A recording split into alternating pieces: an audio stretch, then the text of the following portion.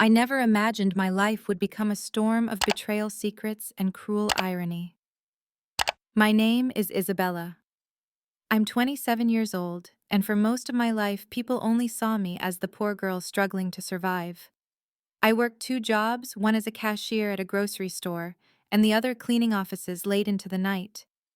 My hands were always tired, my back always sore, but I carried on because I had no other choice. My mother had passed away years ago, and my father, well, he abandoned us long before that. Survival was not something I chose, it was something forced upon me. One evening, as the rain poured down in heavy sheets, I saw him. A man sitting on the cold pavement near the alley behind the store where I worked, soaked through, shivering and ignored by everyone who passed. His clothes were torn, his hair matted, his eyes dulled by exhaustion. People walked by as though he were invisible, another nameless beggar blending into the city's cruel background. But I couldn't just walk away. Something in his eyes, some quiet plea that words couldn't carry, pulled me toward him. Without thinking, I offered him a hand, and when he looked up at me, I felt a strange ache in my chest. I took him home with me, not because I was looking for anything, but because I couldn't bear to leave another human being in the rain like trash. My apartment was small, barely enough for me, but I gave him a towel, some food, and an old blanket. He thanked me with a softness in his voice that startled me. Most beggars I had met were rough, hardened by the streets. But he spoke like someone who had once known gentleness, who had fallen far, but hadn't yet lost all of himself. Days turned into weeks, and slowly he became part of my world. He swept the floors, cooked simple meals, even fixed the broken chair I had been using for years. And though he never spoke much about his past, there were moments, fleeting, fragile moments, when I caught glimpses of a man far more complex than his ragged clothes suggested. His posture, the way he examined the world with sharp eyes, the quiet intelligence in his words, it didn't fit the life of a beggar. Still, I didn't push him. I had learned long ago that people revealed their truths when they were ready. And perhaps I was afraid that if I knew his story, I might lose the fragile comfort we had built. But then everything changed the day I saw the black car waiting outside my building.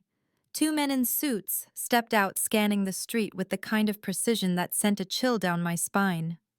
When they saw him, this man I had sheltered, fed, and trusted, they straightened immediately. And then, to my shock, they bowed. My heart stopped. The beggar I had taken into my home wasn't a beggar at all. He was Alexander Crawford, the CEO of one of the largest companies in the country, a man worth millions. I couldn't breathe as the truth unraveled in front of me. I felt used, deceived, played for a fool. All the nights I had spent thinking I was helping someone who had nothing. Had it all been a lie? Was my kindness just another story for him to laugh about in his world of wealth and power? When I confronted him, his face carried both shame and sorrow. He confessed that he had been hiding from his own empire, tired of the greed and betrayal that surrounded him. He said my kindness had reminded him of a world he thought he had lost forever. But his words felt like knives twisting in my chest. Because even if his reasons were true, he had stolen something from me, my trust. And betrayal like that doesn't just fade. It lingers, it poisons, it leaves you questioning everything you ever believed. That night, as he tried to explain, I couldn't look at him. I turned away, tears burning my cheeks, my voice breaking as I whispered, "You should have told me. You should have trusted me first." But the truth was only beginning to unravel, and the secrets buried in his world were darker and more dangerous than I could have ever imagined. I didn't sleep that night. I sat by the window watching the city lights blur through my tears, wondering how my life had twisted into such a cruel play. The man I had pitied, sheltered, and trusted was not a beggar, but a millionaire CEO. Every laugh we shared, every quiet moment that felt so painfully real, suddenly it was tainted by doubt. Was I just his experiment? Some kind of escape from his luxurious prison? Or worse, a test of my loyalty, my worth, as if I were nothing but another pawn in his endless world of power games. When morning came, he was still there, sitting at my kitchen table, his hands clasped, his eyes hollow. He looked less like the powerful CEO the men in suits had revealed him to be, and more like a man terrified of losing something he couldn't replace. Isabella, he said softly, his voice breaking. I never meant to deceive you. When you found me that night, I was at my lowest. I wanted to disappear from everything, the boardrooms, the endless greed, the knives hidden behind smiles. And then you didn't walk past me. You saw me. Not my name, not my money. Me. I wanted to scream at him, to rage, to throw the truth back in his face. But all I could whisper was, you should have told me. You let me believe in a lie. Believe in a... His silence was answer enough. For the next few days, I avoided him. I went to work, came home late, and barely spoke. He stayed always waiting, cooking dinner. I barely touched fixing things I hadn't asked him to. And in those silences, the air grew heavy with something I couldn't name, a mix of longing and resentment, love and betrayal, all tangled into a knot that tightened around my chest. But the world doesn't wait for broken hearts to heal. It storms and tearing wounds open wider. One evening, as I returned from work, I found him outside my building, this time, not alone. Evelyn, a woman whose elegance screamed money and menace in equal measure, stood beside him. Her smile was sharp, her eyes assessing me like I was something she had stepped on. So she purred, looping her arm through his. This is the girl who took in the runaway CEO. The words hit like acid. My chest burned. Runaway CEO. That was what I had been to him, an escape, a hiding place. A secret life he could step into and out of at will. I turned to walk away, but she stopped me with her voice sweet and cruel. Did you really think he chose you? A poor girl in a tiny apartment? Don't fool yourself, darling. Men like him don't fall in love with girls like you. You were a distraction, nothing more. Her words carved into me deeper than any blade. I looked at Alexander, desperate for him to deny it, to say something, anything that could save me from drowning. But his silence was unbearable. His lips parted, his eyes filled with pain, but no words came. And in that silence, Evelyn's laughter was louder than thunder. I ran upstairs, slammed my door, and collapsed on the floor, my sobs shaking the walls. Every memory twisted into a mockery, his gentle smiles, his clumsy attempts at cooking the way he had looked at me as though I mattered. Had it all been pity? Amusement? Or had I been nothing but a secret he was too ashamed to admit to the world? For days I locked myself away. He knocked, begged, pleaded, but I couldn't bear to see him. My heart was shattered and every piece cut me when I tried to put it back together. And yet, even in the depth of my despair, something inside me whispered that this story wasn't finished. Because Evelyn's cruelty carried a weight of its own, a hint of something darker. Her words weren't just venom, they were warning. There were secrets still hidden in Alexander's world. Secrets that would drag me deeper into betrayal, deeper into danger, and deeper into choices I was never prepared to make. I don't know which broke me more, the silence in his eyes when Evelyn mocked me, or the way her perfume lingered in the stairwell like a stain I couldn't scrub out of the air. For 3 days I stayed inside, letting the kettle shriek itself hoarse while I sat on the floor against the door, listening for footsteps and flinching at every one. I told myself I was done with him, done with rich men and their disappearing truths. But endings rarely obey what we say out loud. They answer only to what we're brave enough to face. On the 4th morning, an envelope slid under my door with the softest hiss. No return address. Inside, a single photograph and a receipt. The photo was old, my mother, younger than I ever remembered her, standing in front of a sleek glass building with a summer dizzy smile. On the back, in her looping hand, First Day Crawford Holdings. The receipt was a severance statement, dated years later, signed by the late Victor Crawford, Alexander's father. My mother's name was there, and beneath it a handwritten note I recognized from the few letters my father ever sent. I'll fix this. Trust me. He never fixed anything. He never stayed. I pressed the photo to my chest and felt the room tilt. My mother had worked for his family, not for a month, not as a temp. Years. She had been cut loose when I was 9, the year we lost the apartment with the balcony and the lemon tree. The year my father folded up like a letter he never mailed and slipped out of our lives. I remembered my mother crying into a dish towel saying, "It's just business, Issa." I remembered a silver pen on the kitchen table with the Crawford crest, a pen my mother kept even when we sold everything else. I suddenly saw the line connecting all the houses I had cleaned, all the floors I had mopped straight to that glass building. To him. I tucked the photo into my pocket and walked out into the rain. I didn't text Alexander. I didn't owe him warning. I headed to the building in the picture Crawford Holdings, its lobby all marble and mirrored ceilings. The receptionist looked at my damp hair, my scuffed shoes, and pasted on a professional smile. "Can I help you?" "I'm here to see Alexander Crawford," I said, steady as a held breath. "I'm a former friend." Her fingers fluttered over the phone, her eyes flicking to the guards in a way that made me ache with old shame. But before she could summon anyone, the elevator chimed and he stepped out.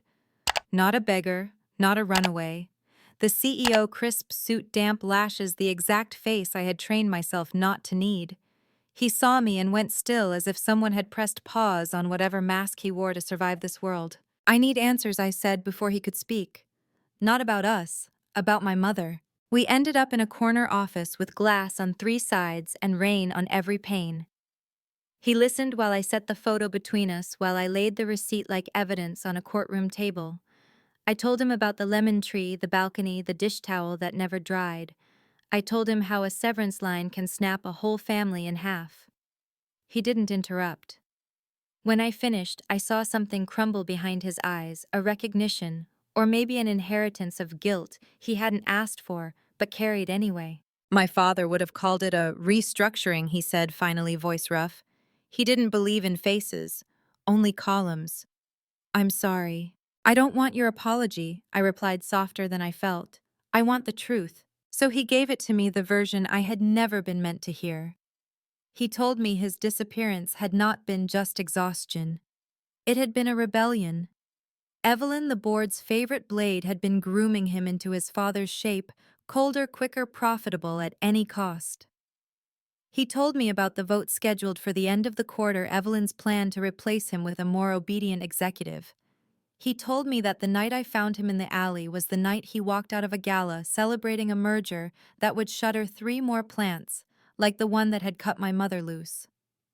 "I didn't run from the company," he said quietly. "I ran from becoming the man who hurt you before we ever met." The rain softened, and for a flicker of a moment I heard my mother's laugh in the rhythm of it. Brave, stubborn, trying to make thunder sound like comfort. I wanted to believe him. I also wanted to throw the photo like a dart at the window until the glass gave way and the sky came in to wash us both clean. Before I could answer, the door opened, without a knock. Evelyn swept in on a gust of expensive air, her smile already loaded. "How quaint," she said, eyes skimming the photo, the receipt, my wet hair. "The stray has returned with a scrapbook." "Get out," Alexander said, and there was nothing soft in it. She laughed. "You don't get to give orders anymore." I filed the petition. "By Friday, compliance will present your unauthorized expenditures to the board, your little charity miracle at Plant 17, your debt forgiveness for 100 families who should have been replaced, your sudden interest in playing patron saint." Her gaze slid to me with surgical precision, all inspired by the girl who thinks kindness is a strategy. I didn't move. "You knew my mother," I said. "You signed her severance." She tilted her head. "We signed hundreds. If I cried for every lemon tree that died, where would profits be?" The way she smiled after made me understand why some people believe in hell. I felt the click inside me, then the place where grief becomes a wire pulled taut enough to play a note. "Profits don't bury you," I said. "But names do." I tapped the receipt. "And yours is on this one." Her eyes cooled. "Careful, dear.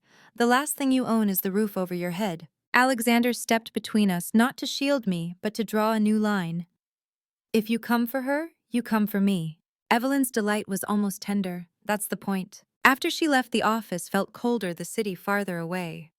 Alexander leaned against the desk, as if his bones had learned the weight of everything at once. "She'll weaponize the past," he said. "Yours, mine, your mother's. This is what they do when they can't make you obey." I looked at the photo again and realized what I'd missed in the upper corner, a reflection in the glass, the faint outline of a man beside my mother. Not my father. A different posture, a different watch, a different world. I traced the shape with a fingertip and a wild thought leapt like a spark. My mother hadn't fallen by accident. Someone had watched her fall. "Tell me something," I said, the question rising from a place I had never let myself dig. "Why did she keep the pen?" He blinked. "What pen?" "Silver. Crawford crest." She held it like a promise. I paused. "Whose was it?" He stared at the rain, at the city that loved him when he commanded it, and devoured him when he didn't. "My father's," he said at last. "He gave those to women he wanted to remember, or to make remember him." He winced as if the confession itself had cut. The room tilted again, but this time the dizziness wasn't grief. It was a new map unfolding with roads I didn't want but couldn't ignore. My mother's job, my mother's severance, my mother's pen.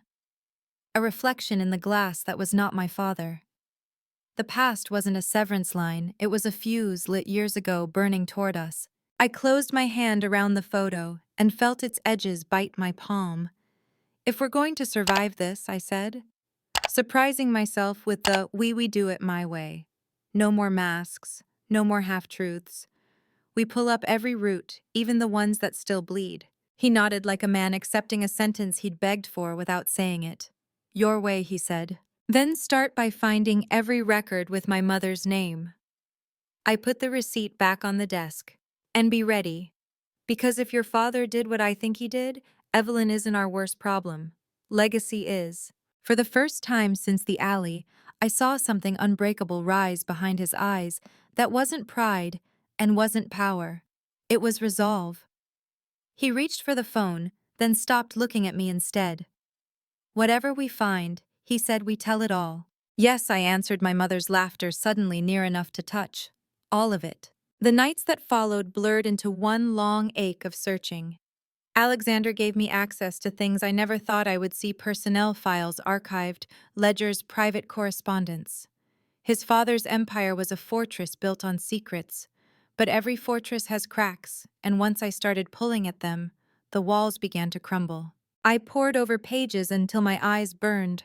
My mother's name surfaced again and again, never in bold ink, never in headlines, always buried in footnotes and memos. She wasn't just an employee, she had been a whistleblower. The notes showed she raised concerns about safety violations, about shady accounting, about practices that bled workers dry, while executives celebrated record profits. She had signed letters no one answered, filed complaints that vanished, until the day she was cut loose. But that wasn't the end of it. In one folder dated months after her dismissal, her name appeared again. Settled, just that one word, no context, no explanation. A line in a ledger that made my stomach twist.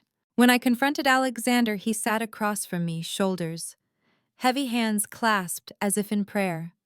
"Settled usually means a payout to keep someone quiet," he admitted. "But if she accepted it, there should be a record. Bank deposit signatures. Something." We dug deeper. There was no bank deposit, no signed agreement. Instead, we found a payment transferred to an account in my father's name. My father, the man who vanished, the man who had promised to fix it. Suddenly, his disappearance wasn't abandonment. It was transaction. He had taken the money, sold my mother's silence, and walked out of our lives with pockets full of betrayal. I couldn't breathe as the truth closed in on me. The anger I'd carried toward my father for years twisted into something sharper. Rage mixed with grief, humiliation mixed with vindication. He hadn't been weak. He hadn't been broken. He had been bought. That night, I sat with Alexander in the quiet of his office, the city lights bleeding into the glass. I whispered, "All these years I thought she wasn't enough to keep him. But the truth is, he chose money over us. He sold us." Alexander's hand hovered near mine but didn't touch, as if he knew I wasn't ready. His voice was low, steady. "The betrayal wasn't hers, Isabella. It was his. And my family's." I turned on him, bitterness spilling before I could stop it. "Your family destroyed mine. Your father destroyed her. And you—" My voice broke. "You kept his name, his empire. How can I ever trust you when every brick around us was built on people like her?" His jaw tightened, pain flickering across his face, but he didn't argue. Instead, he opened a drawer, pulled out a small velvet box, and set it between us. Inside was the silver pen, the Crawford crest engraved deep in its body. This, he said quietly, was his. But it doesn't have to stay his. Take it. Write the ending yourself. I stared at the pen, at the emblem that had once felt like a curse. My fingers brushed the metal, cold and heavy.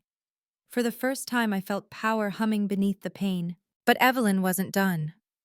The very next day, a news article broke, anonymous sources claiming I was a gold digger, that I had schemed my way into Alexander's life, that my mother had been fired for dishonesty. My face flashed on the screen, my apartment details leaked online. Chloe's school. God, even that was listed. My world shrank to fear and fury. I stormed into Alexander's office, the newspaper crumpled in my hand. "She's coming for me," I hissed. "For Chloe. She'll drag my mother's name through mud until no one remembers her truth." "What are you going to do about it?" Alexander's eyes blazed, his mask of control slipping. "We fight," he said, "not in shadows, not with whispers. We drag every secret into the light, my father's, Evelyn's, even mine. All of it. It was the only way. But I knew once we began there would be no turning back.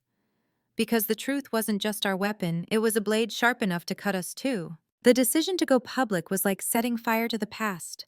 We knew, once the match was lit, there would be no undoing it. Alexander called his legal team, but even they trembled at the thought of exposing Victor Crawford's legacy.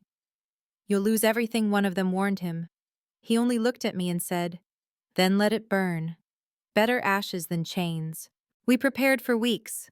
Documents were copied, testimonies gathered, financial trails mapped like veins leading to a poisoned heart. I stood in rooms where men in tailored suits looked at me as if I were a threat, not because of who I was, but because of the truth I carried. Every night I went home with my chest tight, wondering if I had the strength to keep going. But then I would look at my mother's photograph, the way her eyes held both exhaustion and defiance, and I remembered why I was doing this. Not for revenge alone, not even for Alexander. For her. For the little girl I used to be, clutching at hope while the world laughed at my poverty. The press conference was set in the grand hall of Crawford Holdings. Reporters swarmed, cameras flashed like lightning. Alexander stood at the podium, but before he spoke, he looked at me. His eyes weren't asking for forgiveness. They were asking for courage, the same courage he had found in me when I pulled him out of the rain. He began with words no one expected.